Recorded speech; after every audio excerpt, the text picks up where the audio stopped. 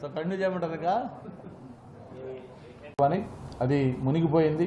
Almost all అది చివరి దీనికి వచ్చేసింది. ఇప్పటికే మిగిలిన 11 మంది ఎమ్మెల్యేలు కూడా చాలామంది అటు ఇటు చూస్తూ ఉన్నారు. మొన్నే చూసాం మనం 2 ఎంపీలు, అలాగే ఎవరు మోపిదేవి వెంకటరమణ గారు కావచ్చు, వేదా మస్తానరావు గారు కావచ్చు, వాళ్ళతో పాటు ఈరోజు మిగతా ఎంపీలు కూడా అటు ఇటు చూస్తూ ఉన్నారు. ఈరోజు తెలుగుదేశం పార్టీ కానీ బీజేపీ కానీ జనసేన కానీ వాళ్ళకి అవకాశం ఇస్తామని చెప్పి గేట్లు ఓపెన్ చేస్తే వైఎస్ఆర్ పార్టీ అనేది కంప్లీట్గా ఖాళీ అవుతుంది. చివరికి ఆయన ఒక్కడే మిగిలే పరిస్థితి వైఎస్ఆర్ పార్టీకి వస్తుంది. దీనికి కారణం కర్త కర్మ క్రియ అన్నీ కూడా జగన్మోహన్ రెడ్డి. ఆయన చేసుకున్నదే ఇదంతా కూడా. ఒకప్పుడు 151 సీట్లతోటి ప్రజలు బ్రహ్మాండమైన అవకాశం ఇచ్చి ఆయన పరిపాలన చేయమంటే ఆయన ఒక విధ్వంసకర పరిపాలన చేశాడు. ఆ రోజు అమరావతి రైతుల్ని ఏ విధంగా ఇబ్బంది పెట్టాడో చూసాం. అలాగే ప్రతి ఒక్క దాంట్లో కూడా ఆయన యొక్క విద్వేషం ప్రజలు చూశారు. అందుకే అటువంటి తీర్పు ఇచ్చారు. ఇప్పటికైనా ఆయనలో మార్పు రావాలని కోరుకుంటా ఉన్నాం. బీచ్ రోడ్, ఇప్పుడు నోవాటల్ హోటల్ ఉన్న ఏరియా అదొక రోడ్డు, దాంతోపాటు భీమిలి మెయిన్ రోడ్డు ఒకటి, గంట స్తంభం దగ్గర నుంచి వచ్చే స్టార్ట్ అయ్యే ఆ రోడ్డు ఒకటి, మూడోది నరసింహస్వామి టెంపుల్ రోడ్డు. ఈ 3 రోడ్లు భీమిలికి ప్రధానంగా ఉన్నాయి. కాకపోతే 3 రోడ్లు కూడా కొన్ని చోట్ల 12 అడుగులు 13 అడుగులు, అవి ఒరిజినల్గా 30 ఫీట్ ఉండొచ్చు ప్రపోజలు. బట్ ఈరోజు ప్రాక్టికల్గా చూస్తే 12 అడుగులకు మించి ఎక్కువ అవి కూడా లేవు. అందుకని ఆ విధంగా అన్నీ కూడా కాకుండా మొన్న జోనల్ కమిషనర్స్కి తర్వాత ఏసీపీలకు అందరూ కూడా చెప్పడం జరిగింది. మొత్తం ఏదైతే మనం వైడెన్ చేద్దాం అనుకుంటున్నాం 3 రోడ్లు కూడా ఒకసారి మొత్తం సర్వే చేసి మొత్తం total starting to ending point ఎక్కడ ఎంత రోడ్డు ప్రాక్టికల్గా ఇప్పుడు ఉంది, మనం ప్రపోజ్డ్ రోడ్డు ఎంత చేయాలనుకుంటున్నాం, 60 ఫీటా 80యా 100ఆ ఎంత చేయాలనుకుంటున్నాం, ఎంత చేస్తే ఏ సైడు ఎన్ని ఎస్టాబ్లిష్మెంట్స్ దెబ్బతింటున్నాయి, షాపులు కానీ లేకపోతే ఇళ్ళు కానీ, అవి వాళ్ళకి ఏ విధంగా టోటల్ ఇళ్ళు పోతున్నాయా లేకపోతే ఇంట్లో కొంత భాగం పోయి కొంత మిగులుతుందా ఏంటి మొత్తం సర్వే చేసి ఒక రిపోర్టు తయారు చేయమని చెప్పడం జరిగింది. దాన్ని యాక్చువల్గా ఈ 2-3 రోజుల్లో ఒక మీటింగ్ మళ్ళీ పెట్టబోతా ఉన్నాం. పెట్టిన తర్వాత అది మున్సిపల్ అధికారులతో కూడా మాట్లాడి ఎంత మందికి నష్టం జరుగుతుంది, వాళ్ళకి ఆల్టర్నేటివ్ ఏం చేయాలి, ఇవన్నీ కూడా మాట్లాడి ఈ 3 రోడ్లు వైడనింగ్ కూడా ప్రధానంగా చేపట్టాలనేది ఇంకొక నిర్ణయం తీసుకోవడం జరిగింది. అంటే ఒకటి భీమిలి కార్పొరేషన్లో 3 రూరల్ మండలాల్లో ఉన్న ఏదైతే పద్మనాభం, ఆనందపురం, భీమిలి రూరల్ మండలం మెర్జింగ్ కార్పొరేషన్ పరిధిలో కలపడం ఒక ప్రధాన నిర్ణయం. రెండోది భీమిలి టౌన్ వైడనింగ్, భీమిలి టౌన్తో పాటు తగరపలస కూడా. తగరపలస భీమిలి 2 కలిసేవంటే 2 ట్విన్ సిటీస్ లాగా ఆ 2కు సంబంధించి ప్రధానమైన రోడ్లు విస్తరణ సంబంధించి 2 మేజర్ డిసిషన్స్ అందరి నాయకులతోటి, మా కూటమి నాయకులతోటి, ప్రజాప్రతినిధులతో కలిపి తీసుకోవడం జరిగింది. దాని మీద ముందుకెళ్ళటానికి కూడా అన్ని ఏర్పాట్లు చేస్తూ ఉన్నాం. దీంతోపాటు ప్రధానంగా మనం చూస్తూ ఉన్నాం ఏదైతే విశాఖ నగరానికి సంబంధించి మనం ఫస్ట్ టైం చెప్పుకుంటున్నట్టుగా ఒక సిటీ ఆఫ్ డెస్టినీగా ఉన్న విశాఖ నగరానికి గేమ్ చేంజర్గా ఈరోజు భోగాపురం ఎయిర్పోర్ట్ రాబోతా ఉంది, ఇంటర్నేషనల్ ఎయిర్పోర్ట్. అయితే ఇక్కడ ప్రధానంగా ఎయిర్పోర్ట్ రావటం మనం అందరూ వెల్కమ్ చేస్తూ ఉన్నాం, దాన్ని అందరూ కూడా సంతోషిస్తూ ఉన్నాం. అది డెఫినెట్గా చాలా యూస్ఫుల్గా ఉంటుంది. But at the same time ఆ ఎయిర్పోర్ట్ స్టార్ట్ అయ్యే టైంకి ఇక్కడున్న కొన్ని ప్రాబ్లమ్స్ను కూడా అడ్రస్ చేయాల్సిన బాధ్యత మా పైన ప్రధానంగా ఉంది. ఈ విషయాన్ని గౌరవ ముఖ్యమంత్రి గారికి కూడా లాస్ట్ టైం వైజాగ్ వచ్చినప్పుడు చెప్పాం. అలాగే మన మున్సిపల్ మినిస్టర్ గారు వచ్చినప్పుడు ఆయనతో కూడా ప్రత్యేకంగా చెప్పడం జరిగింది. ఈరోజు విశాఖపట్నానికి ట్రాఫిక్ సమస్య చాలా హారిబుల్గా ఉంటుంది. అంటే peak hours, morning office hours కానీ అలాగే ఈవినింగ్ ఈ టైమ్స్ కానీ ఏదైనా చూస్తూ ఉంటే ఆ ట్రాఫిక్ ఎంత హారిబుల్గా ఉంటుందంటే అసలు ఊహించుకోలేంది. 4-5 గంటలు దాంట్లో చిక్కుకొని ఇబ్బంది పడతా ఉంటున్నాం. అటువంటి ఇబ్బంది లేకుండా దాన్ని ఆల్టర్నేటివ్ అరేంజ్మెంట్స్ చేయాల్సిన అవసరం ఉంది. దాంతోపాటు ప్రధానంగా ఏదైతే భోగాపురం ఎయిర్పోర్ట్ కానీ స్టార్ట్ అయిందంటే ఈ సమస్య మరింత జటిలమయ్యే అవకాశం ఉంది. కాబట్టి వన్స్ భోగాపురం ఎయిర్పోర్టు రేపు 26 మార్చో లేకపోతే ఏప్రిల్లో స్టార్ట్ అయితే ఆ టయానికి దానికి మ్యాచింగ్ ఇన్ఫ్రాస్ట్రక్చర్ని కూడా మనం ఇంప్రూవ్ చేసుకోవాలి. అందులో ప్రధానంగా మెట్రో, ఏదైతే మెట్రో ఎన్నో ఏళ్ల నుంచి ఒక కళ, దాన్ని ఈ 5 ఏళ్లలో ఎక్కడ చిన్న అంగుళం కూడా ముందుకు కదలలేదు. మన మినిస్టర్ గారికి చెప్పాం, అలాగే సీఎం గారితో కూడా చెప్పడం జరిగింది వైజాగ్ వచ్చిన రోజు. మెట్రోకి యుద్ధ ప్రాతిపదిక మీద దాన్ని ప్రపోజల్స్ తయారు చేయమన్నారు.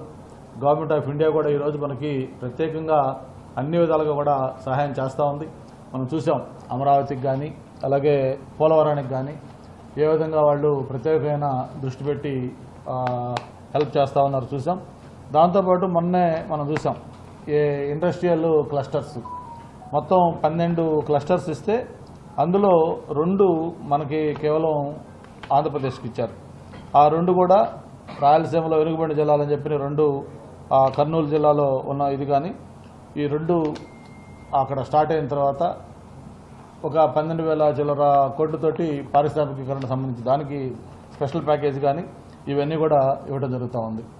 అట్లాగే ఏదైనా గవర్నమెంట్ ఆఫ్ ఇండియా ఇప్పుడు నిన్న ఫ్లడ్స్ ఉన్నాయి, ఈ ఫ్లడ్స్ సంబంధించి కూడా సెంట్రల్ మినిస్టర్ రావటం, అలాగే సెంట్రల్ టీం రావటం, గవర్నమెంట్ ఆఫ్ ఇండియా నుంచి ప్రత్యేకంగా ఏది కావాలన్నా కూడా మనకి స్పెషల్ ప్రయారిటీ ఇచ్చి చేస్తున్న దీంట్లో ఇవన్నీ కూడా చేసుకుంటే బాగుంటుందని చెప్పని ఆలోచిస్తూ మరి ప్రత్యేకంగా ఈ 2 విషయాలు మీకు చెప్దామని చెప్పి దీనికోసం పిలవడం జరిగింది.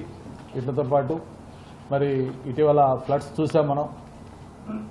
ఒక కనీవిని ఎరుగని రీతిలో ఎప్పుడు మనం ఊహించుకోవాలి విజయవాడ లాంటి ప్రాంతానికి ఆ విధంగా ఫ్లడ్స్ వస్తాయని.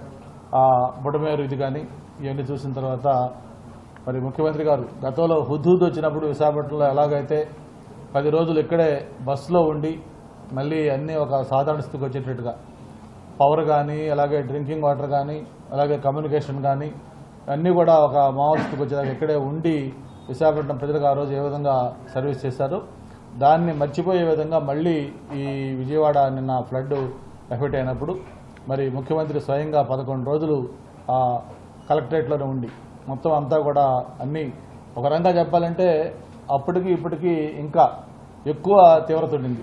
దాన్ని కూడా ప్రజలకి ఎక్కడ ఎటువంటి లోటు రాకుండా వాళ్ళకి ఆహార పొట్లాలు కానీ లేకపోతే డ్రింకింగ్ వాటర్ కానీ మిల్క్ కానీ లేకపోతే మిగతా ఇతర ఇవన్నీ కూడా ఎక్కడికక్కడ అంతా పెట్టి టెక్నాలజీ కూడా వాడుకొని చివరికి డ్రోన్స్ ద్వారా కూడా ఈ ఫుడ్ మెడిసిన్స్ లాంటివి సప్లై చేసి ప్రజలందరి మన్నలను పొందిన విషయం మనం చూస్తూ ఉన్నాం.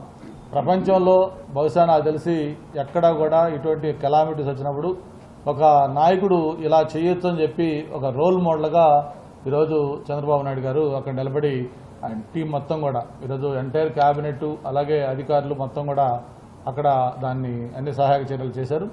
అయితే దురదృష్టం ఏంటంటే ఇటువంటి కార్యక్రమాలు చేసినప్పుడు కూడా మనకున్న ఒక అసమర్థ ప్రతిపక్ష నాయకుడు, ఆయన ప్రతిపక్ష పార్టీ కాదు, అది ఒక అపోజిషన్ పార్టీ, అది అపోజిషన్ పార్టీ స్టేటస్ లేకపోయినప్పుడు కూడా ఉన్న దీంట్లో ఆయన ఉన్నాడు కాబట్టి ఆయన ఎలా బిహేవ్ చేసాడో మనం చూస్తూ ఉన్నాం.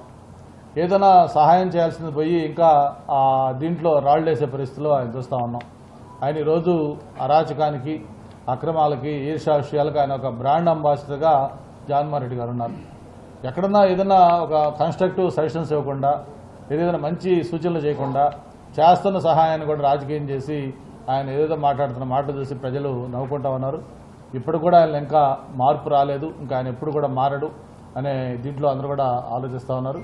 జగన్మోహన్ రెడ్డి గారు చివరికి ఏ స్థాయికి వచ్చారంటే ఈ ప్రభుత్వాన్ని బర్తరఫ్ చేయాలి, లేకపోతే ప్రెసిడెంట్ రూల్ పెట్టాలి, అసలు ఈయన ముఖ్యమంత్రికి అనర్హుడు, దిగిపోవాలి అంటే ఎంత ఆయనలో ఆ ఉక్రోషం అక్కసు కనిపిస్తుందంటే మొన్న ప్రజలు ఇటువంటి తీర్పు ఇచ్చారు. 164 సీట్లు కూటమికి ఇచ్చారు. కేవలం 11 సీట్లతో నేను పరిమితం అయిపోయాను. 151 మంది ఎమ్మెల్యేలతో ముఖ్యమంత్రిగా ఉన్న నన్ను ఈరోజు ఒక పులివెందుల ఎమ్మెల్యేగా చేశారు. కాబట్టి ప్రజల మీద కక్ష తీర్చుకోవాలనే ఒక దుగ్ధ ఆయన మాటలో కనిపిస్తూ ఉంది.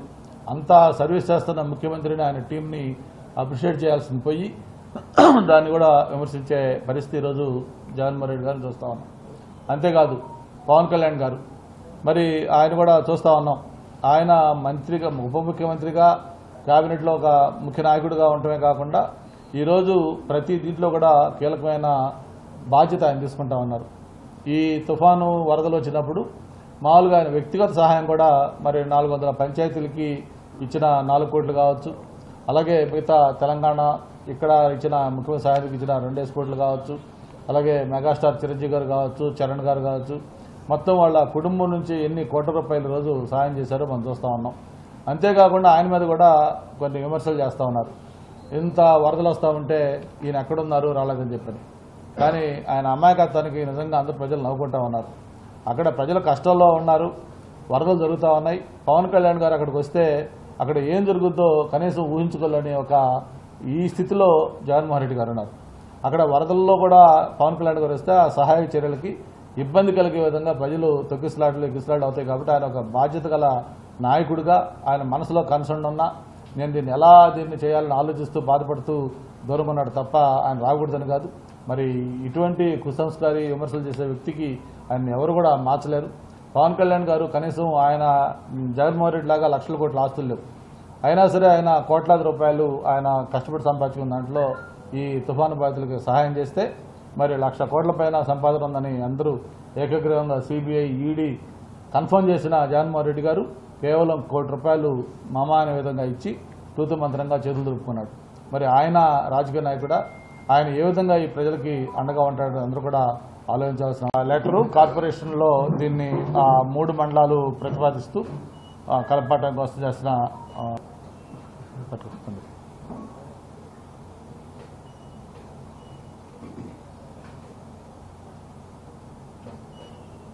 ఇప్పుడు ఏదైతే బోట్లకు సంబంధించిందో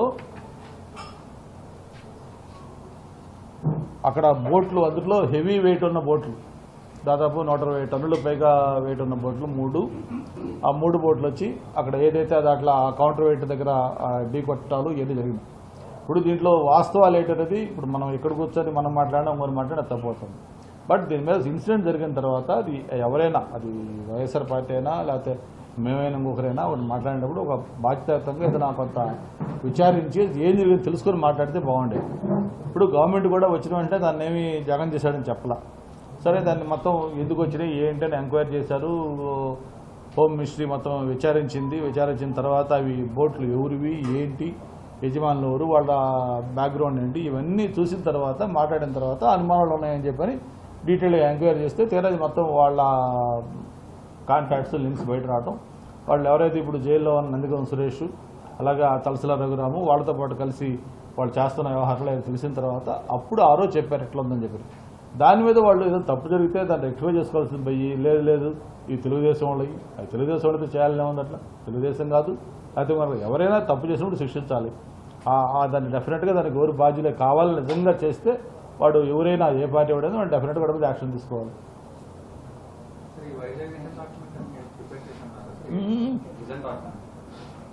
అదే ఒకటి ఉంది. మీకు మళ్ళీ ఒకటి చెప్పాను కదా వైజాగ్ ఫైల్స్ అని చెప్పి అది ఒకటి 2 కూడా తయారవుతున్నాయి. వైజాగ్ ఫైల్స్లో భాగంగానే మొన్న ఏదైతే సాయిరెడ్డి గారిది వాళ్ళ అమ్మాయి పేరున ఉన్న దాన్ని అది కొట్టడం జరిగింది. దాని మీద కూడా మళ్ళీ కొంత ఏరియా కొట్టేసి మళ్ళీ ఆపేశారని చెప్పని కోర్టులో మళ్ళీ విచారణ జరుగుతుంది. కాకపోతే వాళ్ళు ఏం చెప్తున్నారంటే అది అంత ముందు పాత ఆ సైట్ తీసుకునేటప్పటికే దాంట్లో ఉందని చెప్పని ఏదేమైనా ఇది ఒక ఆరంభం. మొన్న విజయసాయిరెడ్డి గారి బిల్డింగ్ అక్కడ కాంపౌండ్ వాళ్ళు కొట్టడం అనేది ఆ వైజాగ్ ఫైల్స్లో ఒక ఆరంభం. ఇది త్వరగా మిగతా వాటికి సంబంధించిన వివరాలు మీకు అందిస్తాం. వాటిలో ఎక్కడెక్కడైతే అటువంటి ఎంక్రోచ్మెంట్లు లేకపోతే బలవంతంగా భూసేకరణలు చేసి లేకపోతే వాళ్ళంతా దీంట్లో పెట్టారో అవన్నీ కూడా ఐడెంటిఫై చేసి ఒక్కో దాని మీద ఖచ్చితంగా యాక్షన్ తీసుకోవాలని కూడా ఆలోచన. ఈరోజు హైదరాబాద్ ఉంది. హైదరాబాద్లో ఆ రోజు మొన్న నారాయణ గారు వచ్చినప్పుడు చెప్పారు హైడ్రా లాంటిది ఎందుకు ఈరోజు బ్రహ్మాండంగా అక్కడ ప్రజల మన్ననలు పొందుతుందంటే ఒక ఎఫ్టీఎల్స్ కానీ బఫర్ జోన్స్ కానీ ఎక్కడైతే అనాథరైజ్డ్గా ఇవన్నీ కడతా ఉన్నారో అటువంటి అక్కడ ఎవరున్నా సరే అది అవతల వ్యక్తి ఎవరు ఏ పార్టీ లేకపోతే గొప్పోళ్ళ లేకపోతే సాధారణ వాళ్ళ సెలబ్రిటీస్ చూడకుండా ఆ ఎఫ్టీఎల్ నిబంధనలు ఉల్లంఘించిన వాళ్ళన్నీ కూడా పట్టం మొదలుపెట్టారు. అట్లాగా విశాఖపట్నంలో కూడా అది వైఎస్ఆర్ పార్టీ వాళ్ళ లేకపోతే ఇంకో పార్టీ వాళ్ళ అనేది చూడకుండా ఎవరైతే ప్రభుత్వ భూములు ఎంకరేజ్మెంట్ చేయటం లేకపోతే మామూలు సాధారణ పౌరులు బలవంతం చేయటం బెదిరించడం భూములు లాక్కోవటం ఆ 5 ఏళ్లు కూడా ఒక ఇష్టారాజ్యంగా సాగింది. మొత్తం ఇప్పుడు కోటో వస్తూ ఉన్నాయి. మొన్న రిజిస్టర్ తీసుకెళ్ళి మొత్తం వాళ్ళు కొంత ఇన్ఫర్మేషన్ సేకరిస్తే కళ్ళు చెదిరే అక్కడ వాస్తవాలు కొన్ని తెలుస్తూ ఉన్నాయి. కాకపోతే ఏంటంటే అవన్నీ కూడా కన్స్ట్రక్టివ్గా మొత్తం అన్నీ తయారు చేసి మొత్తం అంతా కూడా అది ఫస్ట్ ఫేజ్ సెకండ్ ఫేజ్ లాగా చేయాల్సి వచ్చిన పరిస్థితి వచ్చేటట్టుగా ఉంది. అన్ని వందలాది కంప్లైంట్స్ కొత్త వస్తూ ఉన్నాయి. ఎక్కడెక్కడ ఏ విధంగా జరిగింది మొత్తం రోజుకి ఒక ఏదైనా కౌంటర్ లాంటిది పెడితే ఇంకా అదే పని మీద ఉండే పరిస్థితి వస్తూ ఉంది. అన్ని అరాచకాల అక్రమాలు జరుగుతూనే ఉన్నాయి. అవన్నీ కూడా త్వరలోనే బయటపడతాయి. అంటే హైడ్రా అంటే మీకు హైడ్రా అనేది హైదరాబాద్ డిజాస్టర్ రిసర్చ్ నిజం. అందుకని హైడ్రా అన్న విశాఖపట్నానికి అది వైడ్రానో ఇంకోటి రావాలి. హైడ్రా అసలు హైడ్రా లాగా ఫంక్షన్ చేసేది. అంటే హైడ్రా అనేది దాని అబ్రివేషన్ అది ఫుల్ ఫామ్ అది వేరు. హైడ్రా లాంటి సంస్థ అంటే ఏంటంటే ఎక్కడైతే ఇటువంటి వైలేషన్స్ చేస్తున్నారో వాటిని ఇచ్చేసే వ్యవస్థ. అటువంటి వ్యవస్థలు అవసరం, అక్కడైనా అవసరం. అది అంటే మోడల్ కాదు. ఇప్పుడు గ్రేటర్ వైజాగ్ చేసినప్పుడు ఏం చేసాము, మనకి గ్రేటర్ వైజాగ్ చేయాలంటే 20 lakhs పాపులేషన్ కావాలి. అప్పుడు మనం భీమిలీ మున్సిపాలిటీ, అనకాపల్లి మున్సిపాలిటీ కలిపి దాన్ని గ్రేటర్ వైజాగ్ చేసాం. గ్రేటర్ వైజాగ్ చేసినాక భీమిలీకిను వైజాగ్ మధ్యలో ఈ 5 పంచాయతీలు ఉన్నాయి, కాపులపాడు. ఇవన్నీ అవతల కార్పొరేషన్ ఉంది, ఇవతల కార్పొరేషన్ ఉంది, మధ్యలో ఉన్న విలేజ్లు ఎందుకని చెప్పి దాన్ని కలిపాం. అట్లాగే ఇప్పుడు మనం చూస్తే ఆనందపురం దగ్గర నుంచి తగరపాలస మళ్ళీ భీమిలీ అన్ని మున్సిపాలిటీలు ఉన్నాయి, మళ్ళీ ఆనందపురం ఇందులో లేదు. అట్లాగే చుట్టుపక్కల ఇప్పుడు పెద్దిపాలెం, లేకపోతే వేముల వలస, ఆనందపురం, వెల్లంకి, ఇట్లా ఇవన్నీ కూడా దాదాపు సిటీలో కలిసిపోయాను. కాకపోతే రూరల్ మండలాలు ఉన్నాయి. ఈ ప్రాక్టికల్గా ఏదో 1 or 2 విలేజ్ తప్ప మిగతా కూడా కార్పొరేషన్లో కలిసి ఉన్నాయి. కాబట్టి కలిపితే బాగుంటుంది, డెవలప్మెంట్కి బాగుంటుంది, మనకి ఈ ఫండ్స్ ఎక్కువ వస్తాయి, గ్రోత్ కూడా ఎక్కువ ఛాన్స్ ఉంటుంది. కాబట్టి కలపాలి. అర్బనైజేషన్ అనేది నీకు గవర్నమెంట్ కూడా ఎంకరేజ్ చేస్తుంది కదా, అందుకోసం కలపాలి.